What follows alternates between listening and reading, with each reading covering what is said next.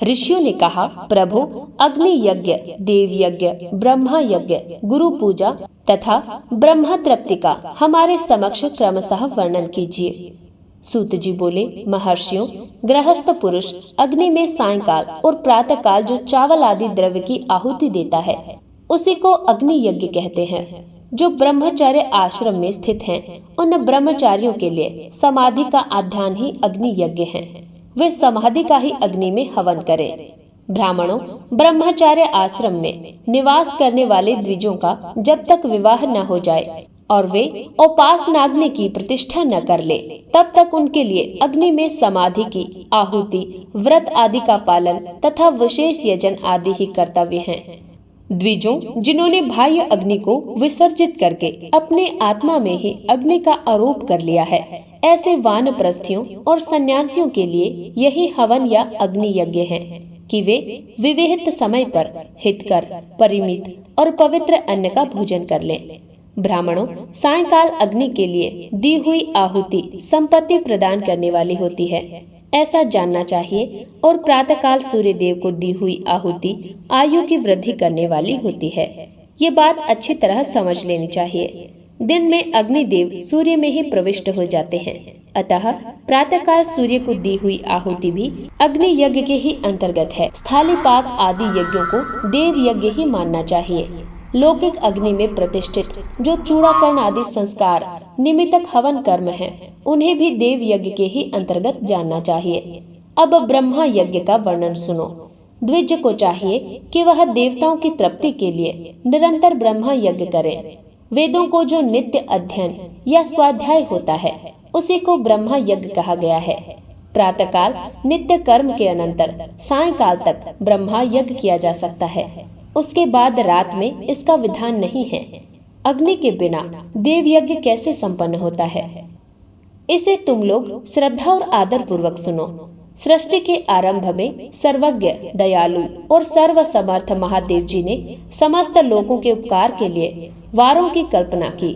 वे भगवान शिव संसार रूपी रोग को दूर करने के लिए वैद्य हैं, सबके ज्ञाता तथा समस्त औषधों के भी औषध हैं। उन भगवान ने पहले अपने वार की कल्पना की जो आरोग्य प्रदान करने वाला है। तत्पश्चात अपने माया शक्ति का वार बनाया जो संपत्ति प्रदान करने वाला है। जन्म काल में दुर्गति ग्रस्त बालक की रक्षा के लिए उन्होंने कुमार के वार की कल्पना की। तत्पश्चात सर्व समर्थ महादेव जी ने आलस्य और पाप की निवृत्ति तथा समस्त लोगों का हित करने की इच्छा से लोक रक्षक भगवान विष्णु का वार बनाया। इसके बाद सबके स्वामी भगवान शिव ने पुष्टि और रक्षा के लिए आयुः कर्ता त्रिलोक शस्त्र सष्टा परमेष्ठी ब्रह्मा का आयुष कारक वार बनाया, जिससे संपूर्ण जगत के आयुष्य की सिद्धि हो सके। इसके बाद तीनों लोकों की वृद्धि के लिए पहले पुण्य पाप की रचना हो जाने पर उनके करने वाले लोगों को शुभाशुभ फल देने के लिए भगवान शिव इंद्र और यम के वारों का निर्माण करते हैं। ये दोनों वार क्रमशः भोग देने वाले तथा लोगों के मृत्यु के भय को दूर करने वाले हैं। इसके बाद सूर्य आदि 7 ग्रहों को जो अपने ही स्वरूप भूत तथा प्राणियों के लिए सुख दुख के सूचक हैं, भगवान शिव ने उपयुक्त 7 वारों का स्वामी निश्चित किया। वे सब के सब ग्रह नक्षत्रों के ज्योतिर्मय मंडल में प्रतिष्ठित हैं। शिव के वार या दिन के स्वामी सूर्य हैं। शक्ति संबंधी वार के स्वामी सोम हैं। कुमार संबंधी दिन के अधिपति मंगल हैं। विष्णु वार के स्वामी बुध हैं। ब्रह्मा जी के वार के स्वामी अधिपति बृहस्पति हैं। इंद्र वार के स्वामी शुक्र और यम वार के स्वामी शनैश्चर हैं। अपने अपने वार में की हुई उन देवताओं की पूजा उनके अपने अपने फल को देने वाली होती है। सूर्य आरोग्य के और चंद्रमा संपत्ति के दाता हैं। मंगल व्याधियों का निवारण करते हैं और बुध पुष्टि देते हैं। बृहस्पति आयु की वृद्धि करते हैं। शुक्र भोग देते हैं और शनैश्चर मृत्यु का निवारण करते हैं। ये 7 वारों के क्रमशः फल बताए गए हैं जो उन देवताओं की प्रीति से प्राप्त होते हैं। अन्य देवताओं की भी पूजा का फल देने वाले भगवान शिव ही हैं। देवताओं की प्रसन्नता के लिए पूजा की 5 प्रकार की ही पद्धति बनाई गई है। उन देवताओं के मंत्रों का जप ये पहला प्रकार है। उनके लिए होम करना दूसरा, दान करना तीसरा तथा तप करना चौथा प्रकार है। किसी वेदी पर, प्रतिमा में, अग्नि में अथवा ब्राह्मण के शरीर में आराध्य देवता की भावना करके 16 उपचारों से उनकी पूजा या आराधना करना 5वां प्रकार है। इनमें पूजा के उत्तरोत्तर आधार श्रेष्ठ है। पूर्व के अभाव में उत्तरोत्तर आधार का अवलंबन करना चाहिए। दोनों नेत्रों तथा मस्तक के रोग में, कुष्ठ रोग की शांति के लिए भगवान सूर्य की पूजा करके ब्राह्मणों को भोजन कराएं। तदंतर एक दिन, एक मास, एक वर्ष अथवा 3 वर्ष तक लगातार ऐसा ही साधन करना चाहिए। यदि इससे प्रबल प्रारब्ध का निर्माण हो जाए तो रोग और जरा आदि शोकों का नाश हो जाता है। इष्ट देव के नाम मंत्रों का जप आदि साधनवार आदि के अनुसार फल देने वाला होता है। रविवार को सूर्य देव के लिए, अन्य देवताओं के लिए अथवा ब्राह्मणों के लिए विशिष्ट वस्तु अर्पित करें। ये साधन विशिष्ट फल देने वाला होता है तथा इसके द्वारा विशेष रूप से पापों की शांति होती है। सोमवार को विद्वान पुरुष संपत्ति की प्राप्ति के लिए लक्ष्मी आदि की पूजा करें तथा सपत्नीक ब्राह्मणों को घृत पक्व अन्न का भोजन कराएं। मंगलवार को रोगों की शांति के लिए काली आदि की पूजा करें तथा उड़द, मूंग एवं अरहर की दाल आदि से युक्त अन्न ब्राह्मणों को भोजन कराएं। बुधवार को विद्वान पुरुष दधि युक्त अन्न से भगवान विष्णु का पूजन करें। ऐसा करने से सदा पुत्र, मित्र और कलत्र आदि की पुष्टि होती है। जो दीर्घायु होने की इच्छा रखता हो वह गुरुवार को देवताओं की पुष्टि के लिए वस्त्र, यज्ञोपवीत तथा घृत मिश्रित खीर से यजन पूजन करे। भोगों की प्राप्ति के लिए शुक्रवार को एकाग्रचित होकर देवताओं का पूजन करें और ब्राह्मणों की तृप्ति के लिए षडरस युक्त अन्न दें। इसी प्रकार स्त्रियों की प्रसन्नता के लिए सुंदर वस्त्र आदि का विधान करें। शनैश्चर अपमृत्यु का निवारण करने वाला है। उस दिन बुद्धिमान पुरुष रुद्र आदि की पूजा करें। तिलक, होम से, दान से देवताओं को संतुष्ट करके ब्राह्मणों को तिल मिश्रित अन्न भोजन कराएं। जो इस तरह देवताओं की पूजा करेगा वह आरोग्य आदि फल का भागी होगा। देवताओं के नित्य पूजन, विशेष पूजन, स्नान, दान, जप, होम तथा ब्राह्मण तर्पण आदि में रवि आदि वारों में विशेष तिथि और नक्षत्रों का योग प्राप्त होने पर विभिन्न देवताओं के पूजन में सर्वज्ञ जगदीश्वर भगवान शिव ही उन देवताओं के रूप में पूजित हों। सब लोगों को आरोग्य आदि फल प्रदान करते हैं। देश, काल, पात्र, द्रव्य, श्रद्धा एवं लोक के अनुसार उनके तारमय क्रम का ध्यान रखते हुए महादेव जी आराधना करने वाले लोगों को आरोग्य आदि फल देते हैं। शुभ के आरंभ में और अशुभ के अंत में तथा जन्म नक्षत्रों के आने पर गृहस्थ पुरुष अपने घर में आरोग्य आदि की समृद्धि के लिए सूर्य आदि ग्रहों का पूजन करें। इससे सिद्ध है कि देवताओं का यजन संपूर्ण अभिष्ट वस्तुओं को देने वाला है। ब्राह्मणों का देव यजन कर्म वैदिक मंत्र के साथ होना चाहिए। शूद्र और दूसरों का देव यज्ञ तांत्रिक विधि से होना चाहिए। शुभ फल की इच्छा रखने वाले मनुष्यों को 7 ही दिन अपनी शक्ति के अनुसार सदा देव पूजन करना चाहिए। निर्धन मनुष्य तपस्या द्वारा और धनी धन के द्वारा देवताओं की आराधना करे। वह बार बार श्रद्धा पूर्वक इस तरह के धर्म का अनुष्ठान करता है और बारंबार पुण्य लोकों में नाना प्रकार के फल भोग कर पुनः इस पृथ्वी पर जन्म ग्रहण करता है। धनवान पुरुष सदा भोग सिद्धि के लिए मार्ग में वृक्ष आदि लगाकर लोगों के लिए छाया की व्यवस्था करे। जलाशय बनवाएं, वेद शास्त्रों की प्रतिष्ठा के लिए पाठशाला का निर्माण करें तथा अन्यान्य प्रकार से धर्म का संग्रह करता रहे।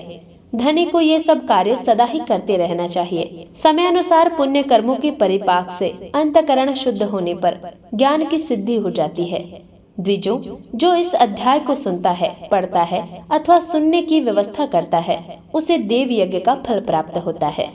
ऋषियों ने कहा, समस्त पदार्थों के ज्ञाताओं में श्रेष्ठ सूत जी, अब आप क्रमशः देश, काल आदि का वर्णन करें। सूत जी बोले, महर्षियों, देव यज्ञ आदि कर्मों में अपना शुद्ध ग्रह समान फल देने वाला होता है, अर्थात अपने घर में किए हुए देव यज्ञ आदि शास्त्रोक्त फल को सम मात्रा में देने वाले होते हैं।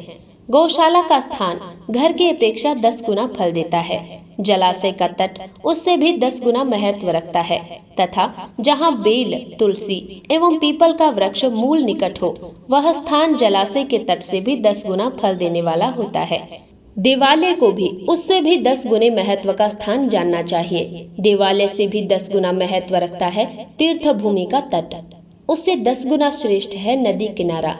उससे 10 गुना उत्कृष्ट है तीर्थ नदी का तट। और उससे भी 10 गुना महत्व रखता है सप्त गंगा नामक नदियों का तीर्थ। गंगा, गोदावरी, कावेरी, ताम्रपर्णी, सिंधु, सरयू और नर्मदा नदी, इन 7 नदियों को सप्त गंगा कहा गया है। समुद्र के तट का स्थान इनसे भी 10 गुना पवित्र माना गया है और पर्वत के शिखर का प्रदेश समुद्र तट से भी 10 गुना पावन है। सबसे अधिक महत्व का वह स्थान जानना चाहिए जहाँ मन लग जाए। यहाँ तक देश का वर्णन हुआ। अब काल का तारतम्य बताया जाता है। सत्य युग में यज्ञ, दान आदि कर्म पूर्ण फल देने वाले होते हैं, ऐसा जानना चाहिए। त्रेता युग में उसका 3/4 फल मिलता है। द्वापर में सदा आधे ही फल की प्राप्ति कही गई है। कलयुग में 1/4 फल की ही प्राप्ति समझनी चाहिए और आधा कलयुग बीतने पर उस चौथाई फल में से भी 1/4 कम हो जाता है। शुद्ध अंतकरण वाले पुरुष को शुद्ध एवं पवित्र दिन सम फल देने वाला होता है। विद्वान ब्राह्मणों सूर्य संक्रांति के दिन किया हुआ सत्कर्म पूर्वोक्त शुद्ध दिन की अपेक्षा 10 गुना अधिक फल देने वाला होता है। उससे भी 10 गुना महत्व उस कर्म का है जो विषुव नामक योग में किया जाता है। दक्षिणायन आरंभ होने के दिन अर्थात कर्क की संक्रांति में किए हुए पुण्य कर्म का महत्व विषुव से भी 10 गुना माना गया है। उससे भी 10 गुना मकर संक्रांति में और उससे भी 10 गुना चंद्र ग्रहण में किए हुए पुण्य का महत्व है। सूर्य ग्रहण का समय सबसे उत्तम है। उसमें किए हुए पुण्य कर्म का फल चंद्र ग्रहण से भी अधिक और पूर्ण मात्रा में होता है। इस बात को विज्ञ पुरुष जानते हैं। जगत रूपी सूर्य का राहु रूपी विशेष संयोग होता है, इसीलिए सूर्य ग्रहण का समय रोग प्रदान करने वाला होता है। अतः उस विष की शांति के लिए उस समय स्नान, दान और जप करें। वह काल विष की शांति के लिए उपयोगी होने के कारण पुण्यप्रद माना गया है। जन्म नक्षत्र के दिन तथा व्रत की पूर्ति के दिन का समय सूर्य ग्रहण के समान ही समझा जाता है, परंतु महापुरुषों के संग का काल करोड़ों सूर्य ग्रहण के समान पावन है, ऐसा ज्ञानी पुरुष जानते हैं। तपोनिष्ठ योगी और ज्ञाननिष्ठ यति ये पूजा के पात्र हैं, क्योंकि ये पापों के नाश के कारण होते हैं। जिनमें 24 लाख गायत्री का जप कर लिया हो, वह ब्राह्मण भी पूजा का उत्तम पात्र है। वह संपूर्ण फलों और भोगों को देने में समर्थ है। जो पतन से त्राण करता है अर्थात नरक में गिरने से बचाता है, उसके लिए इसी गुण के कारण शास्त्र में पात्र शब्द का प्रयोग होता है। वह दाता पातक से त्राण करने के कारण पात्र कहलाता है। गायत्री अपने गायक का पतन से त्राण करती है, इसीलिए वह गायत्री कहलाती है। जैसे इस लोक में जो धनहीन है वह दूसरों को धन नहीं देता, जो यहाँ धनवान है वही दूसरों को धन दे सकता है, उसी तरह जो स्वयं शुद्ध और पवित्र आत्मा है वही दूसरे मनुष्यों का त्राण या उद्धार कर सकता है। जो गायत्री का जप करके शुद्ध हो गया हो वही शुद्ध ब्राह्मण कहलाता है। इसीलिए दान, जप, होम और पूजा सभी कर्मों के लिए वही शुद्ध पात्र है। ऐसा ब्राह्मण ही दान तथा रक्षा करने की पात्रता रखता है। स्त्री हो या पुरुष, जो भी भूखा हो वही अन्न दान का पात्र है। जिसको जिस वस्तु की इच्छा हो उसे वह वस्तु बिना मांगे ही दे दी जाए तो दाता को उस दान का पूरा फल प्राप्त होता है। ऐसे महर्षियों की मान्यता है। जो सवाल या याचना करने के बाद दिया गया हो वह दान आधा ही फल देने वाला बताया गया है। अपने सेवकों को दिया हुआ दान 1/4 फल देने वाला होता है। विप्रवरों, जो जाति मात्र से ब्राह्मण है और दीनता पूर्ण व्रति से जीवन बिताता है, उसे दिया हुआ धन का दान दाता को इस भूतल पर 10 वर्षों तक भोग प्रदान करने वाला होता है। वही दान यदि वेद वेता ब्राह्मण को दिया जाए तो वह स्वर्ग लोक में देवताओं के वर्ष से 10 वर्षों तक दिव्य भोग देने वाला होता है। सील और उच्छव्रति से लाया हुआ गुरु दक्षिणा में प्राप्त हुआ धन अन्न शुद्ध द्रव्य कहलाता है। उसका दान दाता को पूर्ण फल देने वाला बताया गया है। क्षत्रियों का शौर्य से कमाया हुआ, वैश्यों का व्यापार से आया हुआ और शूद्रों का सेवाव्रति से प्राप्त किया हुआ धन भी उत्तम द्रव्य कहलाता है। धर्म की इच्छा रखने वाले स्त्रियों को जो धन पिता एवं पति से मिला हुआ हो उसके लिए वही उत्तम द्रव्य है। गौ आदि 12 वस्तुओं का चैत्र आदि 12 महीनों में क्रमशः दान करना चाहिए। गौ, भूमि, तिल, सुवर्ण, घी, वस्त्र, धान्य, गुड़, चांदी, नमक, कोहड़ा और कन्या, ये ही वे 12 वस्तुएं हैं। इनमें गोदान से कायिक, वाचिक और मानसिक पापों का निवारण तथा कायिक आदि पुण्य कर्मों की पुष्टि होती है। ब्राह्मणों, भूमि का दान इहलोक और परलोक में प्रतिष्ठा की प्राप्ति करने वाला है। तिल का दान बलवर्धक एवं मृत्यु का निवारक होता है। सुवर्ण का दान जठराग्नि को बढ़ाने वाला तथा वीर्यदायक है। घी का दान पुष्टि कारक होता है। वस्त्र का दान आयु की वृद्धि कराने वाला है, ऐसा जानना चाहिए। धान्य का दान अन्न धन की समृद्धि में कारण होता है। गुड़ का दान मधुर भोजन की प्राप्ति कराने वाला होता है। चांदी के दान से वीर्य की वृद्धि होती है। लवण का दान सडरस भोजन की प्राप्ति कराता है। सब प्रकार का दान सारी समृद्धि सिद्धि के लिए होता है। विज्ञ पुरुष कुष्मांड के दान को पुष्टिदायक मानते हैं। कन्या का दान आजीवन भोग देने वाला कहा गया है। ब्राह्मणों, वह लोक और परलोक में भी संपूर्ण भोगों की प्राप्ति कराने वाला होता है। विद्वान पुरुष को चाहिए कि जिन वस्तुओं से श्रवण आदि इंद्रियों की तृप्ति होती है उनका सदा दान करे। श्रोत्र आदि 10 इंद्रियों के जो शब्द आदि 10 विषय हैं, उनका दान किया जाए तो वे भोगों की प्राप्ति कराते हैं तथा दिशा आदि इंद्रिय देवताओं को संतुष्ट करते हैं। वेद और शास्त्रों को गुरु मुख से ग्रहण करके गुरु के उपदेश अथवा स्वयं ही बोध प्राप्त करने के पश्चात जो बुद्धि का ये निश्चय होता है कि कर्मों का फल अवश्य मिलता है, इसी को उच्च कोटि की आस्तिकता कहते हैं। भाई बंधु अथवा राजा के भय से जो आस्तिकता बुद्धि या श्रद्धा होती है वह कनिष्ठ श्रेणी की आस्तिकता है जो सर्वथा दरिद्र है। इसीलिए जिसके पास सभी वस्तुओं का अभाव है वह वाणी अथवा कर्म द्वारा यजन करे। मंत्र, स्तोत्र और जप आदि को वाणी द्वारा किया गया यजन समझना चाहिए तथा तीर्थ यात्रा और व्रत आदि को विद्वान पुरुष शारीरिक यजन मानते हैं। जिस किसी भी उपाय से थोड़ा हो या बहुत देवतार्पण बुद्धि से जो कुछ भी दिया अथवा किया जाए वह दान या सत्कर्म भोगों की प्राप्ति कराने में समर्थ होता है। तपस्या और दान ये 2 कर्म मनुष्य को सदा करने चाहिए तथा ऐसे गृह का दान करना चाहिए जो अपने वर्ण और गुण से सुशोभित हो। और बुद्धिमान पुरुष देवताओं की तृप्ति के लिए जो कुछ देते हैं वह अतिशय मात्रा में और सब प्रकार के भोग प्रदान करने वाला होता है। उस दान से विद्वान पुरुष इहलोक और परलोक में उत्तम जन्म और सदा सुलभ होने वाला भोग पाता है। ईश्वरापर्ण बुद्धि से यज्ञ, दान आदि कर्म करके मनुष्य मोक्ष फल का भागी होता है। ऋषियों ने कहा, साधु शिरोमणि, अब आप पार्थिव प्रतिमा की पूजा का विधान बताइए जिससे समस्त अभिष्ट वस्तुओं की प्राप्ति होती है। सूत जी बोले, महर्षियों, तुम लोगों ने बहुत ही उत्तम बात पूछी है। पार्थिव प्रतिमा का पूजन संपूर्ण मनोरथों को देने वाला है तथा दुख का तत्काल निवारण करने वाला है। मैं उसका वर्णन करता हूँ, तुम लोग उसको ध्यान देकर सुनो। पृथ्वी आदि की बनी हुई देव प्रतिमाओं की पूजा इस भूतल पर अभिष्टदायक मानी गई है। निश्चय ही इसमें पुरुषों और स्त्रियों का भी अधिकार है। नदी, पोखरे अथवा कुएं में प्रवेश करके पानी के भीतर से मिट्टी ले आएं, फिर गंध चूर्ण के द्वारा उसका संशोधन करें और शुद्ध मंडप में रखकर उसे महीन पीसे और इसको साने। इसके बाद हाथ से प्रतिमा बनाएं और दूध से उसका सुंदर संस्कार करें। उस प्रतिमा में अंग प्रत्यंग अच्छी तरह प्रकट हुए हों तथा वह सब प्रकार के अस्त्र शस्त्रों से संपन्न बनाई गई हो।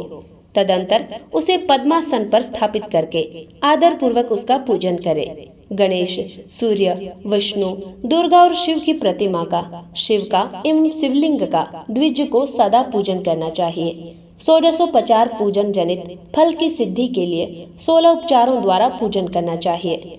पुष्प से प्रोक्षण और मंत्र पाठ पूर्वक अभिषेक करें। अगहनी के चावल से नैवेद्य तैयार करें। सारा नैवेद्य एक कुड़व होना चाहिए। घर में पार्थिव पूजन के लिए एक कुड़व और बाहर किसी मनुष्य द्वारा स्थापित शिवलिंग के पूजन के लिए एक प्रस्थ नैवेद्य तैयार करना आवश्यक है। देवताओं द्वारा स्थापित शिवलिंग के लिए 3 सेर नैवेद्य अर्पित करना उचित है और स्वयं प्रकट हुए स्वयं शंभु लिंग के लिए 5 सेर। ऐसा करने पर पूर्ण फल की प्राप्ति समझनी चाहिए। इस प्रकार सहस्त्र बार पूजा करने से द्विज सत्य लोक को प्राप्त कर लेता है। 12 अंगुल चौड़ा, इससे दूना और 1 अंगुल अधिक अर्थात 25 अंगुल लंबा तथा 15 अंगुल चौड़ा जो लोहे या लकड़ी का बना हुआ पात्र होता है, उसे विद्वान पुरुष शिव कहते हैं। उसका 8वां भाग प्रस्थ कहलाता है, जो 4 कुड़व के बराबर माना गया है। मनुष्य द्वारा स्थापित शिवलिंग के लिए 10 प्रस्थ, ऋषियों द्वारा स्थापित शिवलिंग के लिए 100 प्रस्थ और स्वयं शंभु शिवलिंग के लिए 1 सहस्त्र प्रस्थ नैवेद्य निवेदन किया जाए तथा जल, तेल आदि एवं गंध द्रव्यों की यथा योग्य मात्रा रखी जाए तो ये उन शिवलिंगों की महापूजा बताई जाती है। देवता का अभिषेक करने से आत्म शुद्धि होती है, गंध से पुण्य की प्राप्ति होती है, नैवेद्य लगाने से आयु बढ़ती है और तृप्ति होती है, धूप निवेदन करने से धन की प्राप्ति होती है, दीप दिखाने से ज्ञान का उदय होता है और तांबूल समर्पण करने से भोग की उपलब्धि होती है। इसीलिए स्नान आदि 6 उपचारों को यत्न पूर्वक अर्पित करें। नमस्कार और जप ये दोनों संपूर्ण अभिष्ट फल को देने वाले हैं। इसीलिए भोग और मोक्ष की इच्छा रखने वाले लोगों को पूजा के अंत में सदा ही जप और नमस्कार करने चाहिए।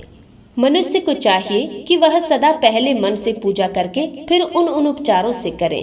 देवताओं की पूजा से उन देवताओं के लोकों की प्राप्ति होती है तथा उनके अवान्तर लोक में भी यथेष्ट भोग की वस्तुएं उपलब्ध होती हैं। अब मैं देव पूजा से प्राप्त होने वाले विशेष फलों का वर्णन करता हूँ। द्विजों, तुम लोग श्रद्धा पूर्वक सुनो। विघ्नराज गणेश जी की पूजा से भूलोक में उत्तम अभिष्ट वस्तु की प्राप्ति होती है। शुक्रवार को श्रावण और भाद्रपद मासों की शुक्ल पक्ष की चतुर्थी को पौष मास में शतभिषा नक्षत्र के आने पर विधि पूर्वक गणेश जी की पूजा करनी चाहिए। 100 या सहस्त्र दिनों में 100 या सहस्त्र बार पूजा करें। देवता और अग्नि में श्रद्धा रखते हुए किया जाने वाला उनका नित्य पूजन मनुष्यों को पुत्र एवं अभिष्ट वस्तु प्रदान करता है।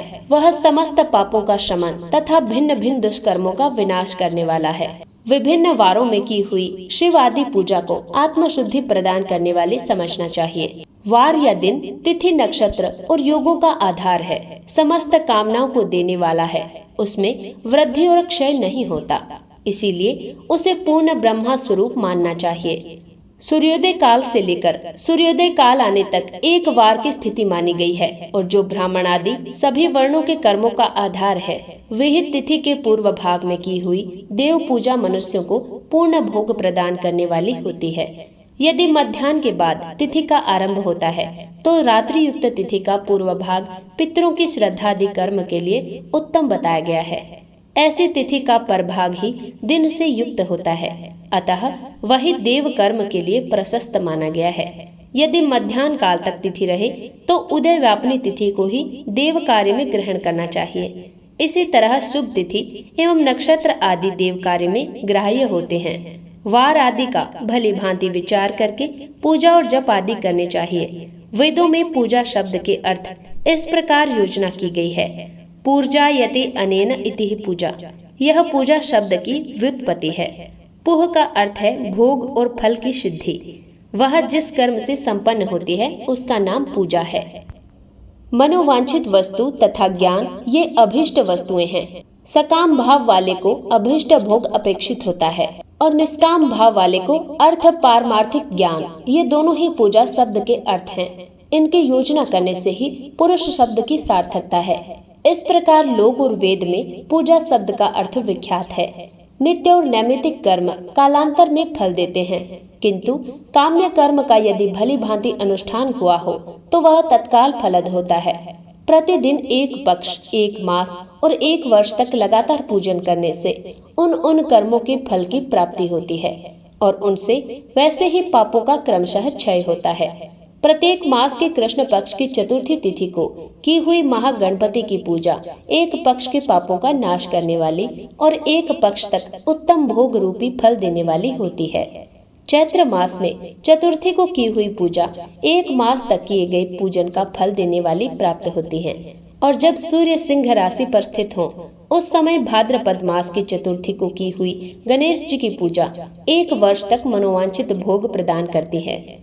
श्रावण मास के रविवार को हस्त नक्षत्र से युक्त सप्तमी तिथि को माघ शुक्ला सप्तमी को भगवान सूर्य का पूजन करना चाहिए। ज्येष्ठ तथा भाद्रपद मासों के बुधवार को श्रवण नक्षत्र से युक्त द्वादशी तिथि को तथा केवल द्वादशी को भी किया गया भगवान विष्णु का पूजन अभिष्ट संपत्ति को देने वाला माना गया है। श्रावण मास में की जाने वाली श्री हरि की पूजा अभिष्ट मनोरथ और आरोग्य प्रदान करने वाली होती है। अंगों और उपकरणों सहित पूर्वोक्त गौ आदि 12 वस्तुओं का दान करने से जिस फल की प्राप्ति होती है उसी को द्वादशी तिथि में आराधना द्वारा भगवान विष्णु की तृप्ति करके मनुष्य प्राप्त कर लेता है। जो द्वादशी तिथि को भगवान विष्णु के 12 नामों द्वारा 12 ब्राह्मणों का षोडशोपचार पूजन करता है वह उनकी प्रसन्नता प्राप्त कर लेता है। इसी प्रकार संपूर्ण देवताओं के विभिन्न 12 नामों द्वारा किया हुआ 12 ब्राह्मणों का पूजन उन देवताओं को प्रसन्न करने वाला होता है। कर्क की संक्रांति से युक्त श्रावण मास में नवमी तिथि को मृगशिरा नक्षत्र के योग में अंबिका का पूजन करें। वे संपूर्ण मनोवांछित भोगों और फलों को देने वाली होती हैं। ऐश्वर्य की इच्छा रखने वाले पुरुषों को उस दिन अवश्य ही उनकी पूजा करनी चाहिए। आश्विन मास के शुक्ल पक्ष की नवमी तिथि संपूर्ण अभिष्ट फलों को देने वाली होती है। उसी मास के कृष्ण पक्ष की चतुर्दशी को यदि रविवार पड़ा हो तो उस दिन का महत्व विशेष बढ़ जाता है। उसके साथ ही यदि आद्रा और महा आद्रा का योग भी हो तो उक्त अवसरों पर की हुई शिव पूजा का विशेष महत्व माना गया है। माघ कृष्ण चतुर्दशी को की हुई शिव जी की पूजा संपूर्ण अभिष्ट फलों को देने वाली है। वह मनुष्यों की आयु बढ़ाती है, मृत्यु कष्ट को दूर हटाती है और समस्त सिद्धियों की प्राप्ति कराती है। ज्येष्ठ मास में चतुर्दशी को महा आद्रा का योग हो अथवा मार्गशीर्ष मास में किसी भी तिथि को यदि आद्रा नक्षत्र हो तो उस अवसर पर विभिन्न वस्तुओं की बनी हुई मूर्ति के रूप में शिव जी की जो 16 उपचारों से पूजा करता है उस पुण्यात्मा के चरणों का दर्शन करना चाहिए। भगवान शिव की पूजा मनुष्यों को भोग और मोक्ष देने वाली है। कार्तिक मास में प्रत्येक वार और तिथि आदि में महादेव जी की पूजा का विशेष महत्व है। कार्तिक मास आने पर विद्वान पुरुष दान, तप, होम, जप और नियम आदि के द्वारा समस्त देवताओं का 16 उपचारों से पूजन करें। उस पूजन में देव प्रतिमा, ब्राह्मण तथा मंत्रों का उपयोग करना आवश्यक है। ब्राह्मणों को भोजन कराने से वह पूजन कर्म संपन्न होता है। पूजक को चाहिए कि वह कामनाओं को त्याग कर पीड़ा रहित होकर देव आराधन में तत्पर रहें। कार्तिक मास में देवताओं का यजन पूजन समस्त भागों को देने वाला, व्याधियों को हर लेने वाला तथा भूतों और ग्रहों का विनाश करने वाला होता है। कार्तिक मास के रविवारों को भगवान सूर्य की पूजा करने और तेल तथा सूती वस्त्र देने से मनुष्यों के कोढ़ आदि रोगों का नाश होता है।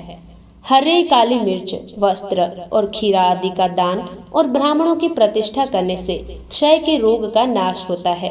दीप और सरसों के दान से मिर्गी का रोग मिट जाता है। कृतिका नक्षत्र से युक्त सोमवारों को किया हुआ शिव जी का पूजन मनुष्यों के महान दरिद्र को मिटाने वाला और संपूर्ण संपत्तियों को देने वाला होता है। घर की आवश्यक सामग्रियों के साथ ग्रह और क्षेत्र आदि का दान करने से भी उक्त फल की प्राप्ति होती है। कृतिका युक्त मंगलवारों को श्री स्कंद का पूजन करने से तथा दीपक एवं घंटा आदि का दान देने से मनुष्यों को शीघ्र ही वाक सिद्धि प्राप्त हो जाती है। उनके मुंह से निकली हुई हर एक बात सत्य होती है। कृतिका युक्त बुधवारों को किया हुआ श्री विष्णु का यजन तथा दही भात का दान मनुष्यों को उत्तम संतान की प्राप्ति कराने वाला होता है। कृतिका युक्त गुरुवारों को धन से ब्रह्मा जी का पूजन तथा मधु, सोना और घी का दान करने से मनुष्यों के भोग वैभव की वृद्धि होती है। कृतिका युक्त शुक्रवारों को गजानन गणेश जी की पूजा करने से तथा गंध, पुष्प एवं अन्न का दान देने से मानवों के भोग्य पदार्थों की वृद्धि होती है। उस दिन सोना, चांदी आदि का दान करने से बंध्या को भी उत्तम पुत्र की प्राप्ति होती है। कृतिका युक्त शनिवारों को दिक्पालों की वंदना, दिग्गजों, नागों और सेतुपालों का पूजन, त्रिनेत्रधारी रुद्र, पापहारी विष्णु तथा ज्ञानदाता ब्रह्मा का आराधन और धन्वंतरी एवं दोनों अश्विनी कुमारों का पूजन करने से रोग, दुर्मृत्यु और अकाल मृत्यु का निवारण होता है तथा तात्कालिक व्याधियों की शांति हो जाती है। नमक, लोहा, तेल और उड़द आदि का त्रिकूट फल, गंध और जल आदि का तथा घृत आदि द्रव पदार्थों का, सुवर्ण, मोती आदि कठोर वस्तुओं का भी दान देने से स्वर्ग लोक की प्राप्ति होती है। इनमें से नमक आदि मान कम से कम 1 प्रस्थ होना चाहिए और सुवर्ण आदि का मान कम से कम 1 पल। धन संक्रांति से युक्त पौष मास में उस काल में शिव आदि समस्त देवताओं का पूजन क्रमशः समस्त सिद्धियों की प्राप्ति कराने वाला होता है। इस पूजन में अगहनी के चावल से तैयार किए गए हविष्य का नैवेद्य उत्तम बताया गया है। पौष मास में नाना प्रकार के अन्न नैवेद्य विशेष महत्व रखते हैं। मार्गशीर्ष मास में केवल अन्न का दान करने वाले मनुष्यों को ही संपूर्ण अभिष्ट फलों की प्राप्ति होती है। मार्गशीर्ष मास में अन्न का दान करने वाले मनुष्य के सारे पाप नष्ट हो जाते हैं। वह अभिष्ट सिद्धि, आरोग्य, धर्म, वेद का सम्यक ज्ञान, उत्तम अनुष्ठान का फल, इहलोक और परलोक में महान भोग, अंत में सनातन मोक्ष तथा वेदांत ज्ञान की सिद्धि प्राप्त कर लेता है। जो भोग की इच्छा रखने वाला है वह मनुष्य मार्गशीर्ष मास आने पर कम से कम 3 दिन भी उस काल में अवश्य देवताओं का पूजन करे और पौष मास को पूजन से खाली न जाने दे। उस काल से लेकर संगम काल तक ही पौष मास में पूजन का विशेष महत्व बताया गया है। पौष मास में पूरे महीने भर जितेंद्रिय और निराहार रहकर द्विज प्रातः काल से मध्याह्न काल तक वेद माता गायत्री का जप करे। तत्पश्चात रात को सोने के समय तक पंचाक्षर मंत्र आदि का जप करे। ऐसा करने वाला ब्राह्मण ज्ञान पाकर शरीर छूटने के बाद मोक्ष प्राप्त कर लेता है। द्विजेतर नर नारियों को त्रिकाल स्नान और पंचाक्षर मंत्र के ही निरंतर जप से विशुद्ध ज्ञान प्राप्त हो जाता है। इष्ट मंत्रों का सदा जप करने से बड़े पापों का भी नाश हो जाता है। सारा चराचर जगत बिंदु नाद स्वरूप है, बिंदु शक्ति है और नाद शिव है। इस तरह ये जगत शिव शक्ति स्वरूप ही है। नाद बिंदु का और बिंदु इस जगत का आधार है। ये बिंदु और नाद संपूर्ण जगत के आधार रूप से स्थित हैं। बिंदु और नाद से युक्त सब कुछ शिव स्वरूप है, क्योंकि वही सबका आधार है। आधार में ही आधेय का समावेश अथवा लय होता है। यही सकलीकरण है। इस सकलीकरण की स्थिति से ही सृष्टि काल में जगत का प्रादुर्भाव होता है, इसमें संशय नहीं है। शिवलिंग बिंदु नाद स्वरूप है, अतः उसे जगत का कारण बताया गया है। बिंदु देव है और नाद शिव है। इन दोनों का संयुक्त रूप ही शिवलिंग कहलाता है। अतः जन्म के संकट से छुटकारा पाने के लिए शिवलिंग की पूजा करनी चाहिए। बिंदु रूपा देवी उमा माना जाता। बिंदु रूपा देवी उमा माता है और नाद स्वरूप भगवान शिव पिता। इन माता पिता के पूजित होने से परमानंद की ही प्राप्ति होती है। अतः परमानंद का लाभ लेने के लिए शिवलिंग का विशेष रूप से पूजन करें। देवी उमा जगत की माता है और भगवान शिव जगत के पिता हैं। उस पुत्र पर इन दोनों माता पिता की कृपा नित्य ही आधिकारिक हो जाती है। वे पूजक पर कृपा करके उसे अपना आंतरिक ऐश्वर्य प्रदान करते हैं। अतः मुनीश्वरों, आंतरिक आनंद की प्राप्ति के लिए शिवलिंग को माता पिता का स्वरूप मानकर उसकी पूजा करनी चाहिए। भर्ग पुरुष रूप है और भर्गा प्रकृति कहलाती है। अव्यक्त आंतरिक अधिष्ठान रूप गर्भ को पुरुष कहते हैं और सुव्यक्त आंतरिक अधिष्ठान भूत गर्भ को प्रकृति। वह प्रकृति रूप गर्भ से युक्त होने के कारण गर्भवान है, क्योंकि वही प्रकृति का जनक है। प्रकृति में जो पुरुष का संयोग होता है, यही पुरुष से उसका प्रथम जन्म कहलाता है। अव्यक्त प्रकृति से महतत्व आदि के क्रम से जो जगत का व्यक्त होना है, यही उस प्रकृति का द्वितीय जन्म कहलाता है। जीव पुरुष से ही बारंबार जन्म और मृत्यु को प्राप्त होता है। माया द्वारा अन्य रूप से प्रकट किया जाना ही उसका जन्म कहलाता है। जीव का शरीर जन्म काल से ही जीर्ण होने लगता है, इसीलिए उसमें जीव संज्ञा दी गई है। जो जन्म लेता है और विविध पाशों द्वारा तनाव में पड़ता है, उसका नाम जीव है। अतः जन्म मृत्यु रूपी बंधन की निवृत्ति के लिए जन्म के अधिष्ठान भूत मात्र पितृ स्वरूप शिवलिंग का पूजन करना चाहिए। गाय का दूध, गाय का दही और गाय का घी, इन तीनों को पूजन के लिए शहद और शक्कर के साथ पृथक पृथक भी रखें और इन सब को मिलाकर सम्मिलित रूप से पंचामृत भी तैयार कर लें। फिर गाय के दूध और अन्न के मेल से नैवेद्य तैयार करके प्रणव मंत्र के उच्चारण पूर्वक उसे भगवान शिव को अर्पित करें। संपूर्ण प्रणव को ध्वनि लिंग कहते हैं। स्वयंभू लिंग नाद स्वरूप होने के कारण नाद लिंग कहा गया है। यंत्र या अर्घा बिंदु होने के कारण बिंदु लिंग के रूप में विख्यात है।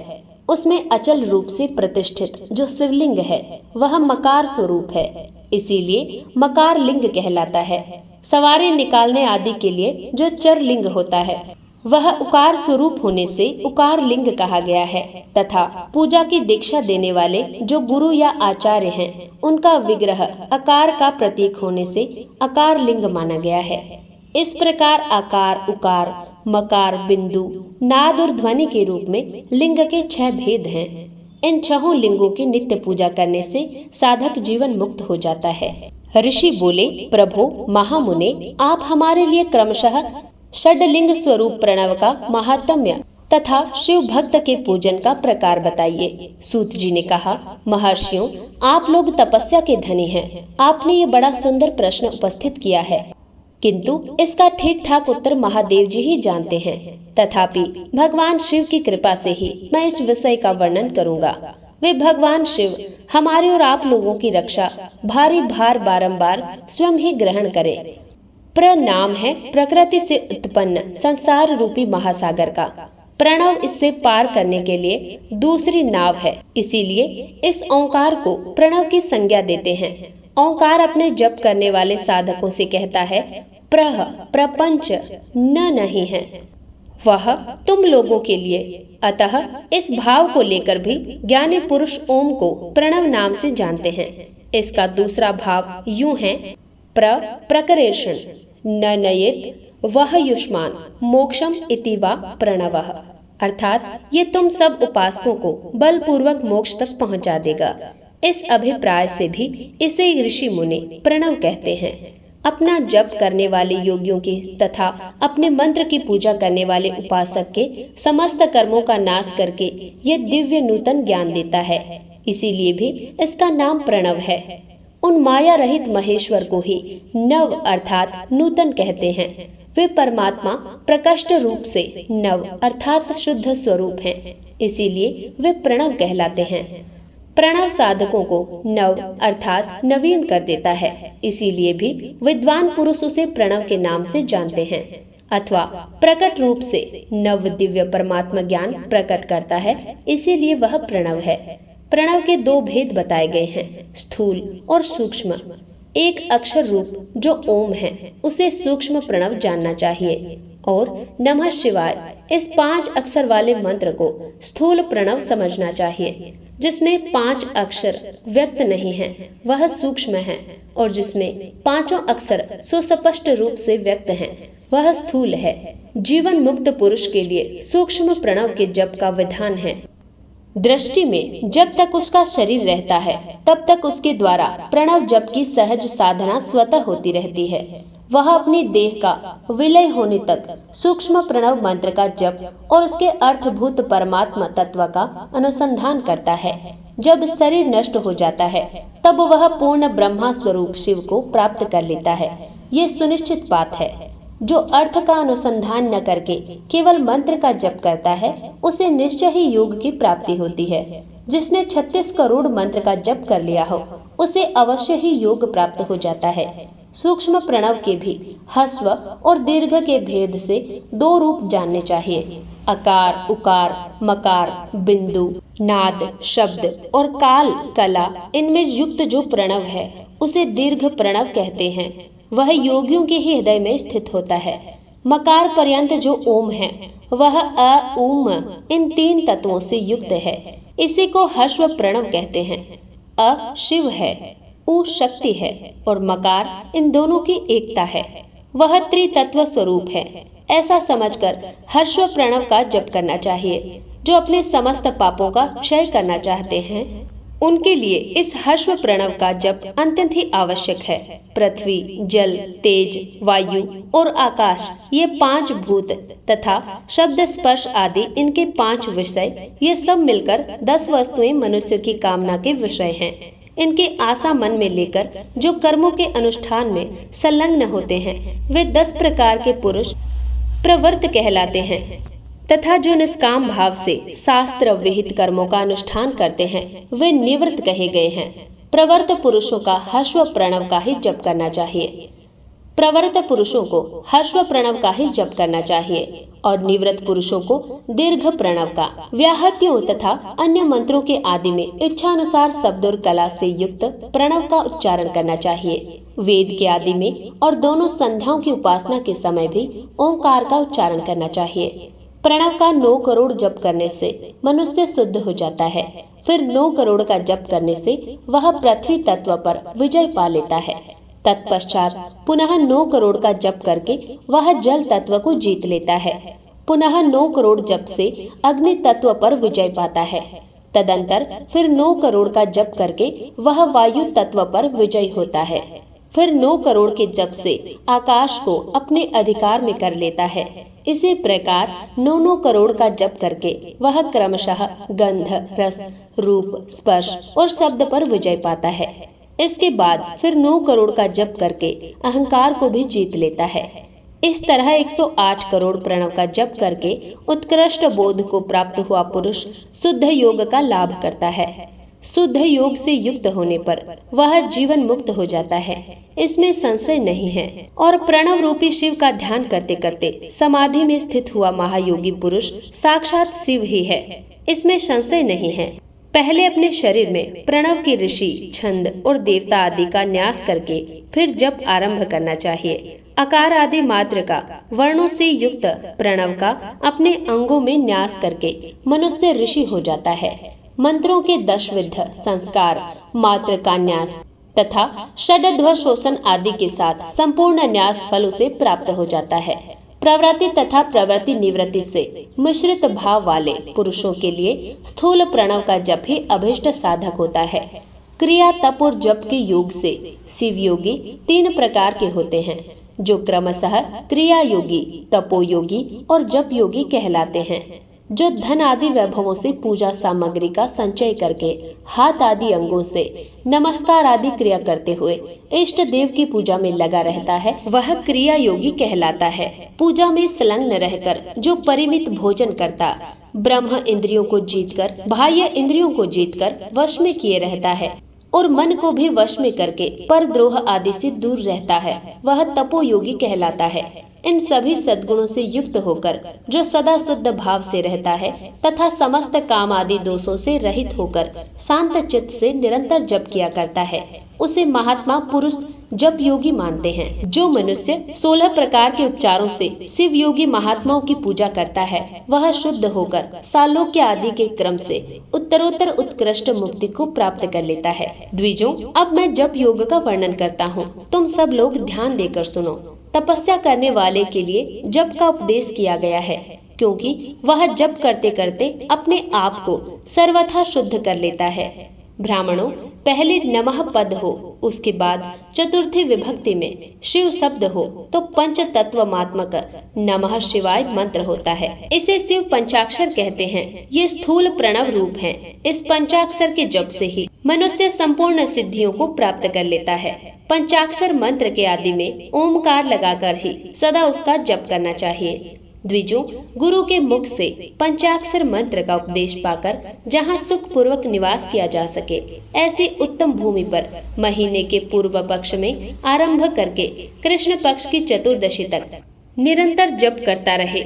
माघ और भादो के महीने अपना विशिष्ट महत्व रखते हैं। ये समय सब समयों में उत्तमोत्तम माना गया है। साधक को चाहिए कि वह प्रतिदिन एक बार परिमित भोजन करे, मौन रहे, इंद्रियों को वश में रखे, अपने स्वामी एवं माता पिता की नित्य सेवा करे। इस नियम से रहकर जप करने वाला पुरुष 1 सहस्त्र जप से ही शुद्ध हो जाता है, अन्यथा वह ऋणी होता है।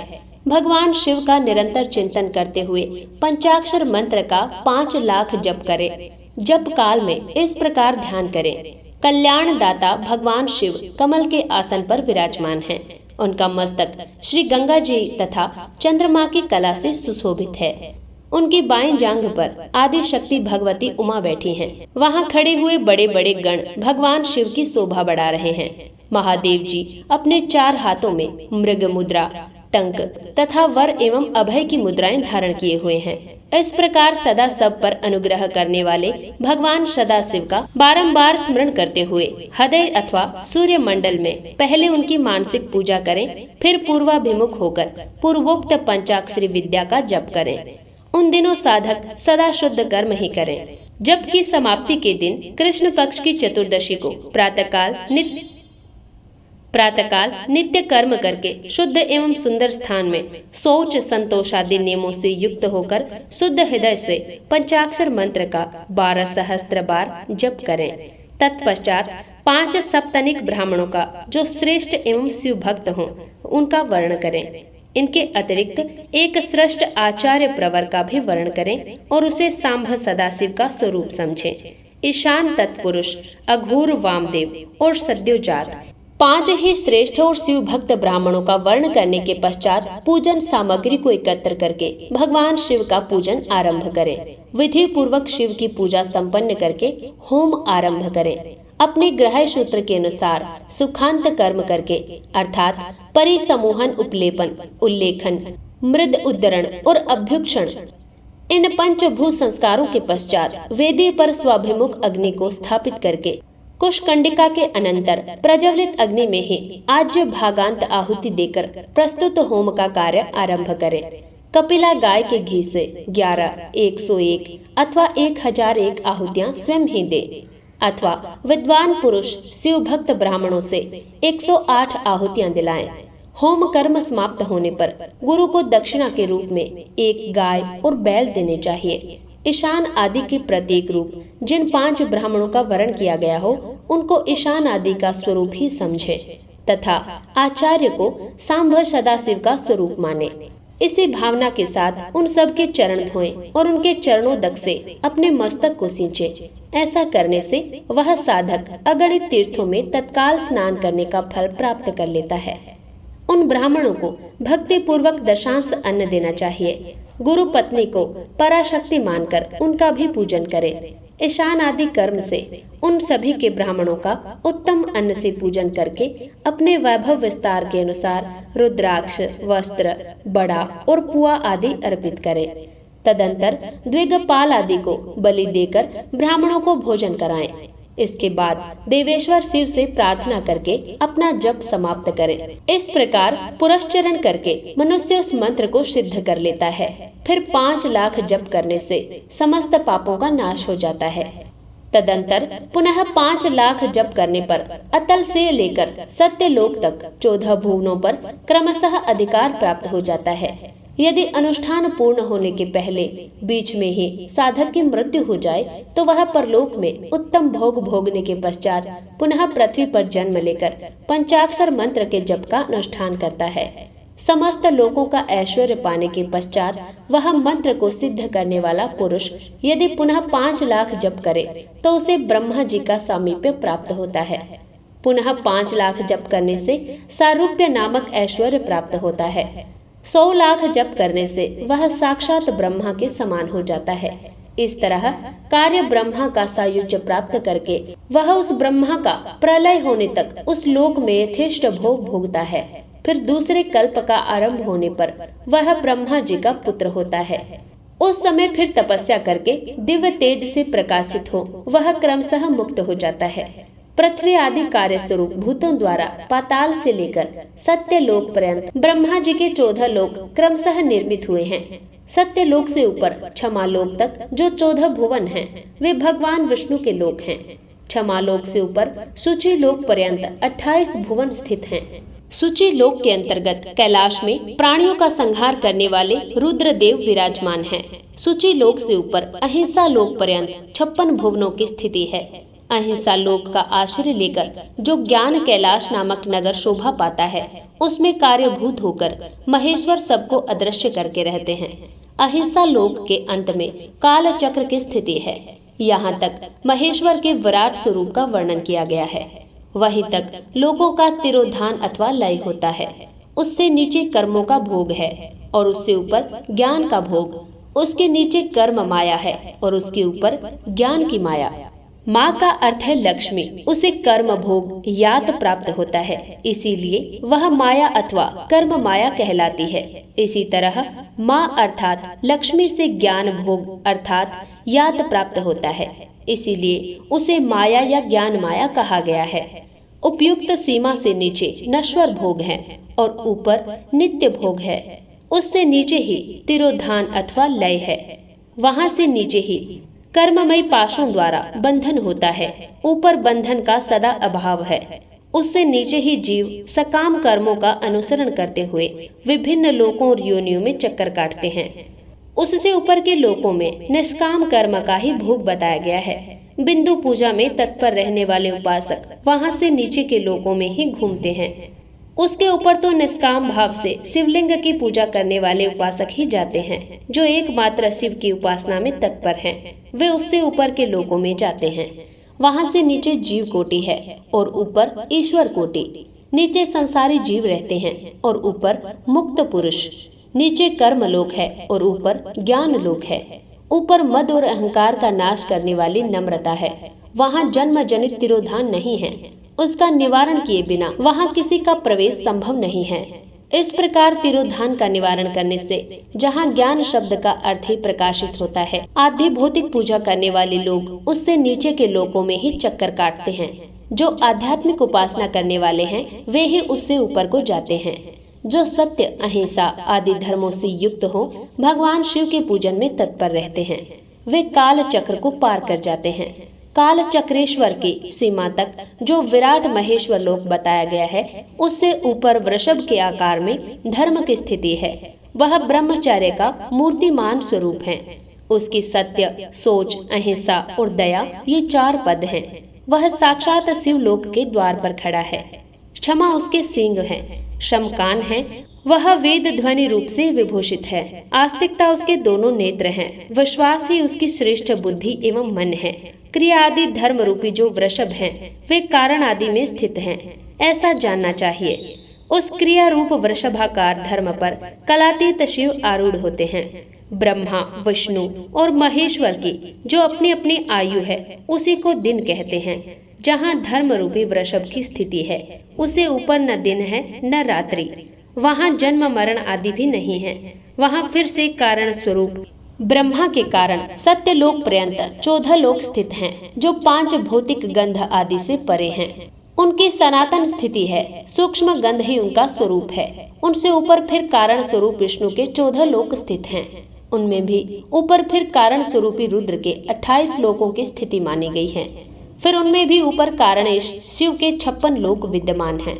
तदंतर शिव सम्मत ब्रह्मचर्य लोक है और वही 5 आवरणों से युक्त ज्ञानमयी कैलाश है, जहाँ 5 मंडलों, 5 ब्रह्म कलाओं आदि से युक्त संयुक्त आदि लिंग प्रतिष्ठित हैं। उसे परमात्मा शिव का शिवालय कहा गया है। वहीं पराशक्ति से युक्त परमेश्वर शिव निवास करते हैं। वे सृष्टि पालन, संहार, तिरोभाव और अनुग्रह इन 5 कृत्यों में प्रवीण हैं। उनका श्री विग्रह सच्चिदानंद स्वरूप है।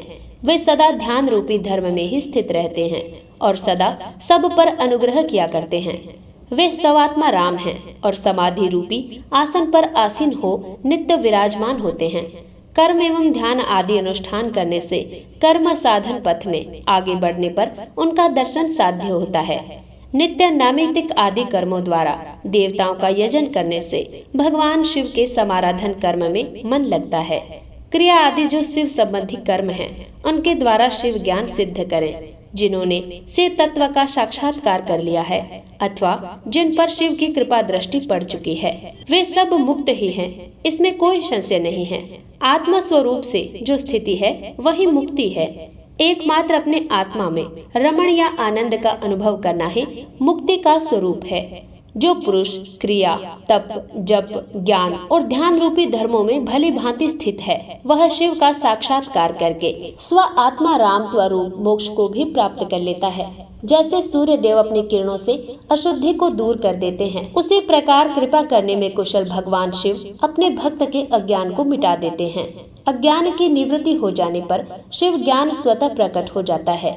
शिव ज्ञान से अपना विशुद्ध स्वरूप आत्मा रामात्व प्राप्त होता है और आत्मा रामात्व की सम्यक सिद्धि हो जाने पर मनुष्य कृत्य हो जाता है। इस तरह यहाँ जो कुछ भी बताया गया है वह पहले मुझे गुरु परंपरा से प्राप्त हुआ था। तत्पश्चात मैंने पुनः नंदीश्वर के मुख से इस विषय को सुना था। नंदी स्थान से परे जो स्वसंवेद्य शिव वैभव हैं, उनका अनुभव केवल भगवान शिव को ही है। साक्षात शिव लोक के उस वैभव का ज्ञान सबको शिव की कृपा से ही हो सकता है, अन्यथा नहीं, ऐसा आस्तिक पुरुषों का कथन है।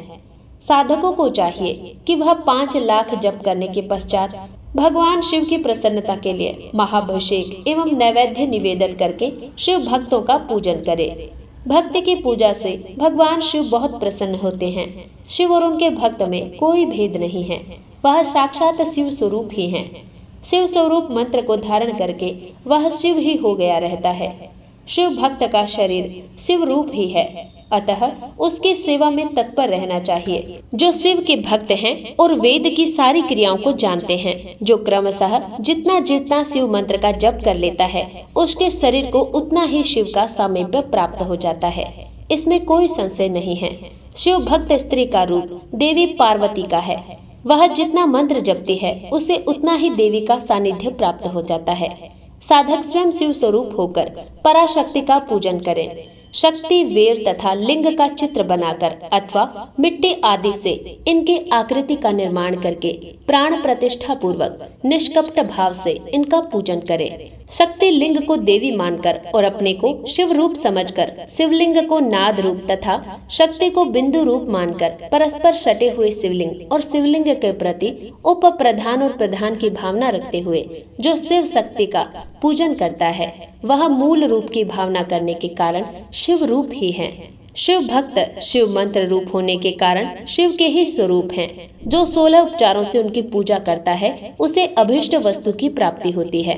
जो शिवलिंगोपासक शिव भक्त की सेवा आदि करके उसे आनंद प्रदान करता है, उस विद्वान पर भगवान शिव बड़े प्रसन्न होते हैं। 5, 10 या 100 सप्तनिक शिव भक्तों को बुलाकर भोजन आदि के द्वारा पत्नी सहित सदैव समादर करें। धन में, देह में और मंत्र में शिव भावना रखते हुए उन्हें शिव और शक्ति का स्वरूप जानकर निष्कपट भाव से उनकी पूजा करें। ऐसा करने वाला पुरुष इस भूतल पर फिर जन्म नहीं लेता।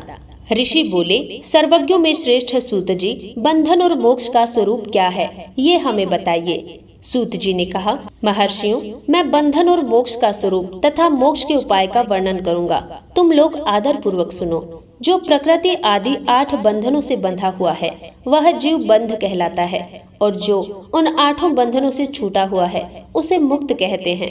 प्रकृति आदि को वश में कर लेना मोक्ष कहलाता है।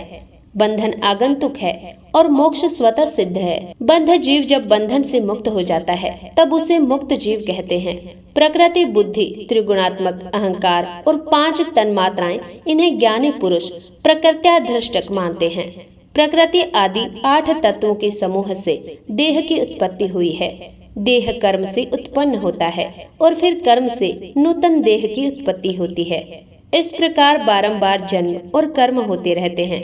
शरीर को स्थूल, सूक्ष्म और कारण के भेद से 3 प्रकार का जानना चाहिए। स्थूल शरीर व्यापार कराने वाला, सूक्ष्म शरीर इंद्रिय भोग प्रदान करने वाला तथा कारण शरीर आत्मानंद की अनुभूति कराने वाला कहा गया है। जीव को उसके प्रारब्ध कर्मानुसार सुख दुख प्राप्त होते हैं। वह अपने पुण्य कर्मों के फल स्वरूप दुख का उपभोग करता है। अतः कर्म पास से बंधा हुआ जीव अपने त्रिविध शरीर से होने वाले शुभाशुभ कर्मों द्वारा सदा चक्र की भांति बारंबार घुमाया जाता है। इस चक्रवत भ्रमण की निवृत्ति के लिए चक्रकर्ता सत्वन एवं आराधना करना चाहिए। प्रकृति आदि जो 8 पास बतलाए गए हैं उनका समुदाय ही महाचक्र है, और जो प्रकृति से परे हैं वे परमात्मा शिव हैं। भगवान शिव महेश्वर ही प्रकृति आदि महाचक्र के कर्ता हैं, क्योंकि वे प्रकृति से परे हैं। जैसे बकायन नामक वृक्ष का थाला उसको जलाकर पीता और उगलता है, उसी प्रकार शिव प्रकृति आदि को अपने वश में करके उस पर शासन करते हैं। उन्होंने सबको वश में कर लिया है, इसीलिए वे शिव कहे गए हैं। शिव ही सर्वज्ञ, परिपूर्ण तथा निष्प्रेय हैं। सर्वज्ञता, तृप्ति, अनादि बोध, स्वतंत्रता, नित्य अलुप्त शक्ति से संयुक्त होना और अपने भीतर अनंत शक्तियों को धारण करना। महेश्वर के इन 6 प्रकार के मानसिक ऐश्वर्यों को केवल वेद जानता है। अतः भगवान शिव के अनुग्रह से ही प्रकृति आदि 8 तत्व वश में होते हैं। भगवान शिव का कृपा प्रसाद प्राप्त करने के लिए उन्हीं का पूजन करना चाहिए। यदि कहें शिव तो परिपूर्ण है, निष्प्रिय हैं, उनकी पूजा कैसे हो सकती है, तो इसका उत्तर ये है कि भगवान शिव के उद्देश्य से उनकी प्रसन्नता के लिए किया गया सत्कर्म उनके कृपा प्रसाद को प्राप्त करने वाला होता है। शिवलिंग में, शिव की प्रतिमा में तथा शिव भक्त जनों में शिव की भावना करके उनकी प्रसन्नता के लिए पूजा करनी चाहिए। वह पूजन शरीर से, मन से, वाणी से और धन से भी किया जा सकता है। उस पूजा से महेश्वर शिव, जो प्रकृति से परे हैं, पूजक पर विशेष कृपा करते हैं और उनका ये कृपा प्रसाद सत्य होता है। शिव की कृपा से कर्म आदि सभी बंधन अपने वश में हो जाते हैं। कर्म से लेकर प्रकृति पर्यंत सब कुछ जब हम वश में कर लेते हैं, तब वह जीव मुक्त हो जाता है और सवात्मा राम स्वरूप से विराजमान होता है। परमेश्वर शिव की कृपा से जब कर्म जनित शरीर अपने वश में हो जाता है, तब भगवान शिव के लोक में निवास का सौभाग्य प्राप्त होता है। इसी को सालोक्य मुक्ति कहते हैं। जब तन्मात्राएं वश में हो जाती है, तब जीव जगदम्बा सहित शिव का सामीप्य प्राप्त कर लेता है। यह सामीप्य मुक्ति है। उसके आयुध आदि और क्रिया आदि सब कुछ भगवान शिव के समान हो जाते हैं। भगवान का महाप्रसाद प्राप्त होने पर बुद्धि भी वश में हो जाती है। बुद्धि प्रकृति का कार्य है, उसका वश में होना सारष्टि मुक्ति कहा गया है। पुनः भगवान का महान अनुग्रह प्राप्त होने पर प्रकृति वश में हो जाएगी। उस समय भगवान शिव का मानसिक ऐश्वर्य बिना यत्न के ही प्राप्त हो जाएगा। सर्वज्ञता और तृप्ति शिव के ऐश्वर्य हैं। उन्हें पाकर मुक्त पुरुष अपनी आत्मा में ही विराजमान होता है। वेद और शास्त्रों में विश्वास रखने वाले विद्वान पुरुष इसी को सायुज्य मुक्ति कहते हैं। इसी प्रकार लिंग आदि में शिव की पूजा करने से क्रमशः मुक्ति स्वतः ही प्राप्त हो जाती है। इसीलिए शिव का कृपा प्रसाद प्राप्त करने के लिए तत् संबंधी क्रिया आदि के द्वारा उन्हीं का पूजन करना चाहिए। शिव क्रिया, शिव तप, शिव मंत्र, शिव जप, शिव ज्ञान और शिव ध्यान के लिए सदा उत्तरोत्तर अभ्यास बढ़ाने चाहिए। प्रतिदिन प्रातः काल से रात को सोते समय तक और जन्म काल से मृत्यु पर्यंत सारा समय भगवान के चिंतन में ही बिताना चाहिए। सद्योजात आदि मंत्रों तथा नाना प्रकार के पुष्पों से जो शिव की पूजा करता है, वह शिव को ही प्राप्त होगा। ऋषि बोले, उत्तम व्रत का पालन करने वाले सूत जी, लिंग आदि में शिव जी की पूजा का क्या विधान है, ये हमें बताइए। सूत जी ने कहा, द्विजों, मैं लिंगों के क्रम का यथावत वर्णन कर रहा हूँ, तुम सब लोग सुनो। वह प्रणव ही समस्त अभिष्ट वस्तुओं को देने वाला प्रथम लिंग है। उसे सूक्ष्म प्रणव स्वरूप समझो। सूक्ष्म लिंग निसकल होता है और स्थूल लिंग सकल। पंचाक्षर मंत्र को ही स्थूल लिंग कहते हैं। उन दोनों प्रकार के लिंगों का पूजन तप कहलाता है। वे दोनों ही लिंग साक्षात मोक्ष देने वाले हैं। पौरुष लिंग और प्रकृति लिंग के रूप में बहुत से लिंग हैं। उन्हें भगवान शिव ही विस्तार पूर्वक बता सकते हैं, दूसरा कोई नहीं जानता। पृथ्वी के विकारभूत जो लिंग ज्ञात हैं, मैं उनको तुम्हें बता रहा हूँ। उनमें स्वयं शंभु लिंग प्रथम है, दूसरा बिंदु लिंग, तीसरा प्रतिष्ठित लिंग और चौथा चर लिंग और पांचवा गुरु लिंग है। देवर्षियों की तपस्या से संतुष्ट हो उनके समीप प्रकट होने के लिए पृथ्वी के अंतर्गत बीज रूप से व्याप्त हुए भगवान शिव वृक्षों के अंकुर की भांति भूमि को भेद कर नाद लिंग के रूप में व्यक्त हो जाते हैं। वे स्वतः व्यक्त हुए शिव ही स्वयं प्रकट होने के कारण स्वयंभू नाम धारण करते हैं। ज्ञानी जन उनके स्वयंभू लिंग के रूप में जानते हैं। उस स्वयंभू लिंग की पूजा से उपासक का ज्ञान स्वयं ही बढ़ने लगता है। सोने चांदी आदि के पत्र पर, भूमि पर अथवा वेदी पर अपने हाथ से लिखित जो शुद्ध प्रणव मंत्र रूप लिंग है, उसमें भगवान शिव की प्रतिष्ठा और आवाहन करें। ऐसा बिंदु नादमय लिंग स्थावर और जंगम दोनों ही प्रकार का होता है। इसमें शिव का दर्शन भावनामयी है, ऐसा निसंदेह कहा जा सकता है। जिसको जहां भगवान शंकर के प्रकट होने का विश्वास हो, उसके लिए वही प्रकट होकर वे अभिष्ट फल प्रदान करते हैं।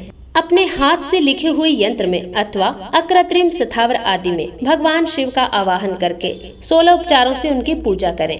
ऐसा करने से साधक स्वयं ही ऐश्वर्य को प्राप्त कर लेता है और इस साधन के अभ्यास से उसको ज्ञान भी होता है। देवताओं ऋषियों ने आत्म सिद्धि के लिए अपने हाथ से वैदिक मंत्रों के उच्चारण पूर्वक शुद्ध मंडल में शुद्ध भावना द्वारा जिस उत्तम शिवलिंग की स्थापना की है उसे पौरुष लिंग कहते हैं तथा वही प्रतिष्ठित लिंग कहलाता है। उस लिंग की पूजा करने से सदा पौरुष ऐश्वर्य की प्राप्ति होती है। महान ब्राह्मण और महाधनी राजा किसी कारीगर से शिवलिंग का निर्माण कराकर जो मंत्र पूर्वक उनकी स्थापना करते हैं उनके द्वारा स्थापित हुआ वह लिंग भी प्रतिष्ठित लिंग कहलाता है, किंतु वह प्राकृत लिंग है, इसीलिए प्राकृत ऐश्वर्यों को भोग ही देने वाला होता है। जो शक्तिशाली और नित्य होता है उसे पौरुष कहते हैं। जो दुर्बल और अनित्य होता है वह प्राकृत कहलाता है। लिंग, नाभि, जिह्वा, नासाग्र भाग और शिखा के क्रम से कटी, हृदय और मस्तक तीनों स्थानों में जो लिंग की भावना की गई है उस आध्यात्मिक लिंग को ही चर लिंग कहते हैं।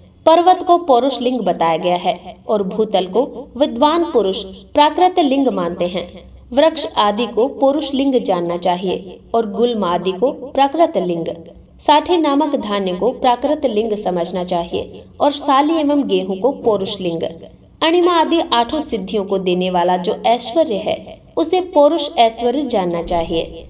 सुंदर स्त्री तथा धन आदि विषयों को आस्तिक पुरुष प्राकृत ऐश्वर्य कहते हैं। चर लिंगों में सबसे प्रथम रसलिंग का वर्णन किया जाता है। रसलिंग ब्राह्मणों को उनकी सारी अभिष्ट वस्तुओं को देने वाला बताया गया है। शुभ कारक बाण लिंग क्षत्रियों को महान राज्य की प्राप्ति कराने वाला होता है। सुवर्ण लिंग वैश्यों को महाधनपति का प्रदान करने वाला है तथा सुंदर शिवलिंग शूद्रों को महाशुद्धि देने वाला है। स्फटिकमय लिंग तथा बाण लिंग सब लोगों को उनकी समस्त कामनाएं प्रदान करते हैं। अपना न हो तो दूसरे का स्फटिक या बाण लिंग भी पूजा के लिए निषिद्ध नहीं है। स्त्रियों विशेषतः साधवाओं के लिए पार्थिव लिंग की पूजा का विधान है। प्रवृत्ति मार्ग में स्थित विधवाओं के लिए स्फटिक लिंग की पूजा बताई गई है, परंतु विरक्त विधवाओं के लिए रसलिंग की पूजा को ही श्रेष्ठ कहा गया है। उत्तम व्रत का पालन करने वाले महर्षियों बचपन में, जवानी में और बुढ़ापे में भी शुद्ध स्फटिकमय शिवलिंग का पूजन स्त्रियों को समस्त भोग प्रदान करने वाला बताया गया है। गृहस्थ स्त्रियों के लिए पीठ पूजा भूतल पर संपूर्ण अभिष्ट को देने वाली है। प्रवृत्ति मार्ग में चलने वाला पुरुष सुपात्र गुरु के सहयोग से ही समस्त पूजा कर्म संपन्न करे। इष्ट देव का अभिषेक करने के पश्चात अगहनी के चावल से बने हुए खीर आदि पकवानों द्वारा नैवेद्य अर्पण करें। पूजा के अंत में शिवलिंग को संपुट में पधार कर घर के भीतर पृथक रख दें। जो निवृत्ति मार्गी पुरुष हैं, उनके लिए हाथ पर ही शिवलिंग की पूजा का विधान है। उन्हें भिक्षा आदि से प्राप्त हुए अपने ही भोजन नैवेद्य रूप में निवेदित करने चाहिए। निवृत्त पुरुषों के लिए सूक्ष्म लिंग ही श्रेष्ठ बताया जाता है। वे विभूति के द्वारा पूजन करें और उन विभूतिकों को ही नैवेद्य रूप से निवेदित भी करें। पूजा करके उस लिंग को सदा अपने मस्तक पर धारण करें। विभूति 3 प्रकार की बताई गई है, लोकाग्नि जनित, वेदाग्नि जनित और शिवाग्नि जनित।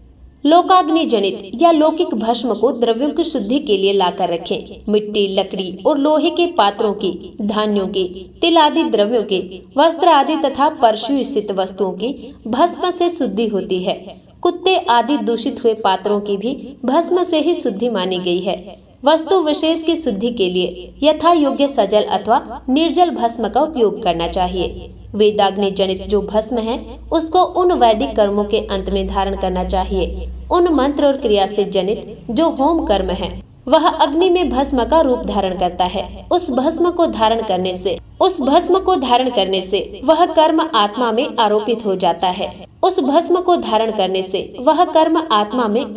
जाता है। अघोर मूर्तिधारी शिव का जो अपना मंत्र है उसे पढ़कर बेल की लकड़ी को जलाएं। उस मंत्र से अभिमंत्रित अग्नि को शिवाग्नि कहा गया है। उसके द्वारा जले हुए काष्ठ का जो भस्म है वह शिवाग्नि जनित है। कपिला गाय के गोबर अथवा गाय मात्र के गोबर को तथा शमी, पीपल, पलाश, बड़, अमलतास और बेर इनके लकड़ियों को शिवाग्नि से जलाएं। वह शुद्ध भस्म शिवाग्नि जनित माना गया है। अथवा कुश की अग्नि में शिव मंत्र के उच्चारण पूर्वक काष्ठ को जलाएं।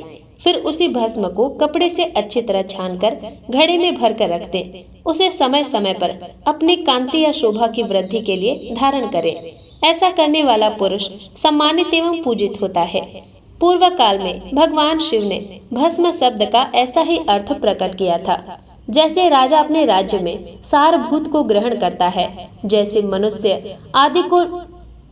मनुष्य सस्य आदि को जलाकर उसका सार ग्रहण करते हैं तथा उसे जठरानल नाना प्रकार के भक्ष्य भोज्य आदि पदार्थों को भारी मात्रा में ग्रहण करके जलाकर सारतर वस्तु ग्रहण करता और उस सारतर वस्तु से स्वदेह का पोषण करता है, उसी प्रकार प्रपंचकर्ता परमेश्वर शिव ने भी अपने में आधेय रूप से विद्यमान प्रपंच को जलाकर भस्म रूप से उनके सार तत्व ग्रहण किया है।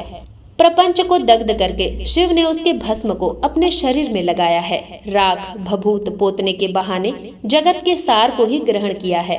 अपने शरीर में अपने लिए रत्न स्वरूप भस्म को इस प्रकार स्थापित किया है। आकाश के सार तत्व से केश, वायु के सार तत्व से मुख, अग्नि के सार तत्व से हृदय, जल के सारे तत्व से कटिभाग और पृथ्वी के सार तत्व से घुटने को धारण किया है। इसी तरह उनके सारे अंग विभिन्न वस्तुओं के सार रूप हैं। महेश्वर ने अपने ललाट में तिलक रूप से जो त्रिपुंड धारण किया है वह ब्रह्मा, विष्णु और रुद्र का सार तत्व है। वे इन सब वस्तुओं को जगत के अभ्युदय का हेतु मानते हैं। इन भगवान शिव ने ही प्रपंच के सार सर्वस्व को अपने वश में किया है, अतः इन्हें अपने वश में करने वाला दूसरा कोई नहीं है। जैसे समस्त मृगों का हिंसक मृग सिंह कहलाता है और उसकी हिंसा करने वाला दूसरा कोई मृग नहीं है। शकार का अर्थ है नित्य सुख एवं आनंद, इकार का अर्थ है पुरुष और वकार का अर्थ है अमृत स्वरूपा शक्ति। इन सब का सम्मिलित रूप ही शिव कहलाता है। अतः इस रूप में भगवान शिव को अपना आत्मा मानकर उनकी पूजा करनी चाहिए। अतः पहले अपने अंगों में भस्म डालें, फिर ललाट में उत्तम त्रिपुंड धारण करें। पूजा काल में सजल भस्म का उपयोग होता है और द्रव्य शुद्धि के लिए निर्जल भस्म का। गुणातीत परम शिव राजसादि स्वीकार गुणों का अवरोध करते हैं, उन्हें दूर हटाते हैं। इसीलिए वे सबके गुरु रूप का आश्रय लेकर स्थित हैं। गुरु विश्वासी शिष्यों के 3 गुणों को पहले दूर करके फिर उन्हें शिव तत्व का बोध कराते हैं, इसीलिए वे गुरु कहलाते हैं। गुरु की पूजा परमात्मा शिव की ही पूजा है। गुरु के उपयोग से बचा हुआ सारा पदार्थ आत्म शुद्धि कराने वाला होता है। गुरु की आज्ञा के बिना उपयोग में लाया हुआ सब कुछ वैसा ही है जैसे चोर चोरी करके लाई हुई वस्तु का उपयोग करता है।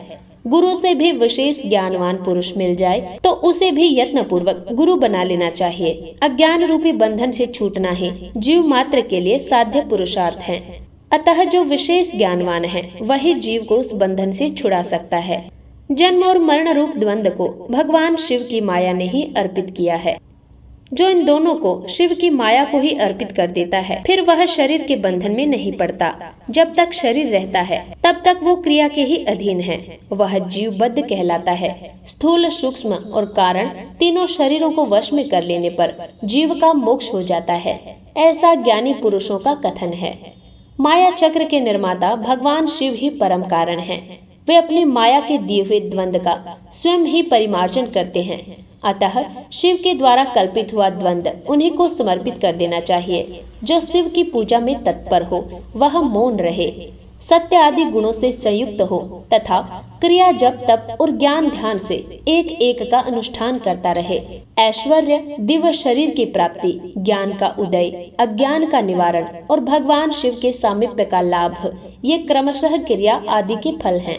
निष्काम कर्म करने से अज्ञान का निवारण हो जाने के कारण शिव भक्त पुरुष उसके यथोक्त फल को पाता है। शिव भक्त पुरुष देश, काल, शरीर और धन के अनुसार यथा योग्य क्रिया आदि का अनुष्ठान करे। न्यायोपार्जित उत्तम धन से निर्वाह करते हुए विद्वान पुरुष शिव के स्थान में निवास करे। जीव हिंसा आदि से रहित एवं अत्यंत क्लेश शून्य जीवन बिताते हुए पंचाक्षर मंत्र के जप से अभिमंत्रित अन्न को, जल को सुख पूर्वक माना गया है। अथवा कहते हैं कि दरिद्र पुरुष के लिए भिक्षा से प्राप्त हुआ अन्न ज्ञान देने वाला होता है। शिव भक्त को भिक्षा न प्राप्त हो तो वह शिव भक्ति को बढ़ाता है। शिव योगी पुरुष भिक्षान्न को शंभो सत्र कहते हैं। जिस किसी भी उपाय से जहाँ कहीं भी भूतल पर शुद्ध अन्न का भोजन करते हुए सदा मौन भाव से रहे और अपने साधन का रहस्य किसी पर प्रकट न करे, केवल शिव के महात्म्य को ही प्रकाशित करे। शिव के मंत्र रहस्य को भगवान शिव ही जानते हैं, दूसरा कोई नहीं। तो प्रिय भोलेनाथ भक्तों, पार्थिव लिंग के निर्माण की रीति तथा वेद मंत्रों द्वारा उनकी पूजन की विस्तृत एवं संक्षिप्त विधि का वर्णन हम हमारी अगली कथा के भाग में करेंगे। तो दर्शकों, इस संपूर्ण श्री शिव महापुराण की कथा श्रवण के लिए हमारे साथ इसी तरह बने रहें। जय भोलेनाथ, हर हर महादेव।